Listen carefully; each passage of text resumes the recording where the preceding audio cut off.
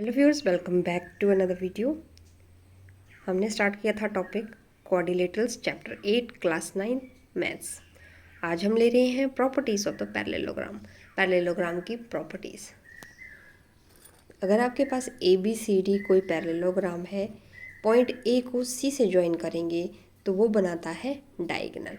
So first property of the parallelogram कि एक diagonal जब आप पैरेललोग्राम में खींचेंगे तो वो उसको दो ट्राइंगल्स में डिवाइड करेगा। A diagonal divides the parallelogram into two congruent triangles. Triangles कौन सी होंगी? कॉन्ग्रुएंट ट्राइंगल्स होंगी।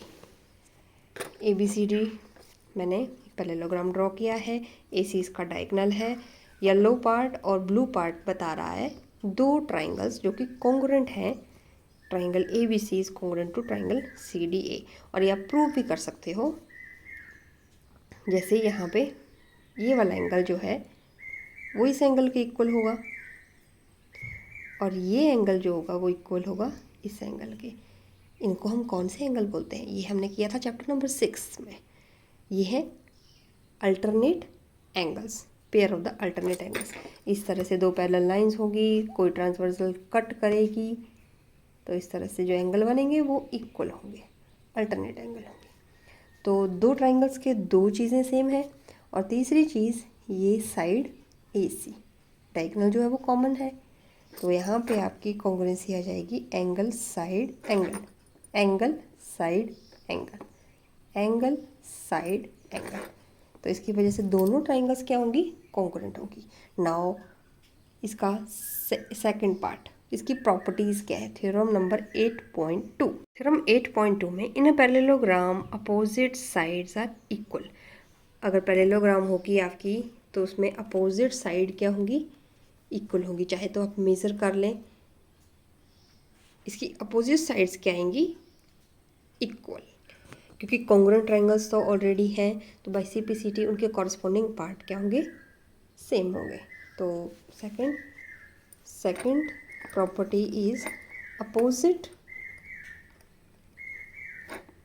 sides of a parallelogram are equal. Now moving to the property number 3rd. If each pair of the opposite sides of the quadrilateral are equal, then it's a parallelogram.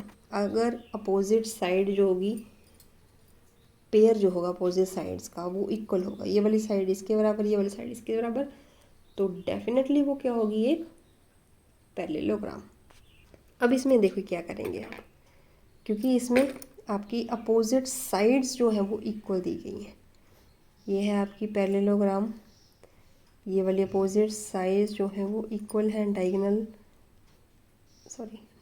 जो है वो ए सी बना रहा है। आपके पास दो triangles बन रही हैं, ये वाली साइड इसके बराबर, दो साइडें आपस में बराबर है, तीसरी साइड कॉमन है, तो कॉन्ग्रुएंसी कौन सी आ गई? Side side side. और बाई सिप्लिसिटी उनके ये जो होंगे अपोजिट साइड्स जो ऑलरेडी इक्वल हैं, तो ये क्या बन गई? एक पैरेललोग्राम बन गई। क्योंकि कॉन्ग्रुएंट ट्राइंगल्स में एंगल जो होते हैं वो कॉरस्पॉन्डिंग एंगल्स भी सेम होंगे, तो ये वाला एंगल हो जाएगा इस वाले एंगल के बराबर और ये वाला एंगल हो जाएगा इस वाले एंगल के बराबर। और अपोजिट एंगल्स जो हैं वो इक्वल होते हैं किसमें? पैरेललोग्राम में। तो मतलब अपोजिट साइड्स अगर इक्वल होंगी तो क्वाड्रिलेटरल कौन सी होगी? पैरेललोग्राम। ये कंक्लूजन आ गया। Now theorem number 5। In a parallelogram opposite angles are equal. Opposite angle क्या होते हैं? इसमें इक्वल होते हैं, जो हम ऑलरेडी बता चुके हैं, अल्टरनेट एंगल्स हैं। थ्योरम नंबर 8.5 मीन्स 0.5 क्या निकल के आता है? If in a quadrilateral each pair of opposite angles is equal, then it is a parallelogram. Opposite sides होंगी equal, then it is a parallelogram. Opposite angles equal होंगे, then it is a parallelogram. ये सब इसकी properties हैं जो इसमें theorem में दी गई हैं। एक ही बात को घुमा घुमा के अगर आप डायरेक्टली बोलेंगे तो भी वो ट्रू होगी, अगर उसको रिवर्स करके बोलेंगे तो भी वो ट्रू होगी। The diagonals of the parallelogram bisect each other, मतलब डायगोनल्स हैं पैरेललोग्राम के, अगर दोनों तरफ डायगोनल बनाए हम, तो जिस पॉइंट ओ पे जो मिलते हैं वो बाइसेक्ट करते हैं। बाइसेक्ट करने का मतलब है कि ए ओ पोर्शन जो है वो ओ सी के बराबर आता है, ओ डी पोर्शन जो है वो ओ बी के बराबर आता है। एक इक्वल पैरेललोग्राम ड्रॉ करके आप उसमें मेज़रमेंट करके ले सकते हैं स्केल से, तो इसकी आपके डायगोनल्स जो होंगे वो बाइसेक्ट करेंगे। Next theorem, if the diagonals of the quadrilateral bisect each other than it is a parallelogram. अगर वो बाइसेक्ट कर रहे हैं तो वो जो बनने वाली क्वाड्रिलेटरल है वो कौन सी होगी, वो पैरेललोग्राम होगी, जैसे कि यहाँ पे दिया भी है। अब शुरू में हमें ये पता नहीं है कि पैरेललोग्राम है, हमने कोई भी क्वाड्रिलेटरल ड्रॉ कर दी, ठीक है, इसके डायगोनल्स बना दिए। अब वो बाइसेक्ट कर रहे हैं, बाइसेक्ट मतलब ये पोर्शन इसके बराबर, ये पोर्शन इसके बराबर, जो हमने ऊपर पढ़ा भी। तो यहाँ पे हम ले रहे हैं ट्राइंगल ए ओ बी और ट्राइंगल सी ओ डी।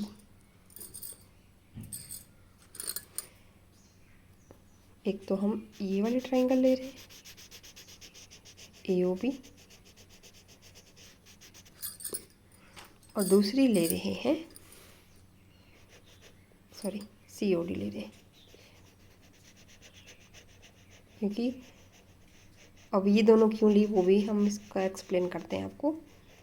अब यहाँ पे ए ओ पोर्शन ओ सी के बराबर है, दो चीज़ें आपस में बराबर हैं, और तीसरी चीज़ इनमें बराबर क्या होगी, ये वाला एंगल। यही तो क्यों ली, क्योंकि ये वाले एंगल इक्वल होते हैं, और ये कौन से एंगल है, these angles are vertically opposite angle. तो साइड एंगल, साइड की वजह से ये हो गया आपका कॉन्ग्रुएंट प्रूव हो गया। अब कॉन्ग्रुएंट प्रूव हो गया तो उनके कॉरस्पॉन्डिंग पार्ट्स मीन्स एंगल क्या होंगे आपके, वो भी बराबर होंगे। So angle A B O, ये वाला एंगल और ये वाला एंगल, पैरेलल लाइंस में जो हम अल्टरनेट एंगल्स देखते हैं वो कब आते हैं, पैरेललोग्राम प्रूव करने के लिए हमें पहले ये प्रूव करना होगा कि लाइंस क्या हैं आपस में पैरेलल हैं। अब हमने कॉन्ग्रुएंट प्रूव किया, कॉन्ग्रुएंट से हम एंगल्स पे आए, एंगल बराबर निकल गए, तो वो तो सेम थिंग हो गई जो पैरेलल में चाहिए। तो इसलिए लाइंस क्या होंगी, पैरेलल, लाइंस पैरेलल होंगी, तो दी गई क्वाड्रिलेटरल क्या होगी, पैरेललोग्राम।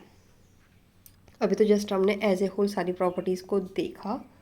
नेक्स्ट हम एक्सरसाइज में अप्लाई करने की कोशिश करेंगे कि कौन सी प्रॉपर्टी कहाँ सुटेबल है।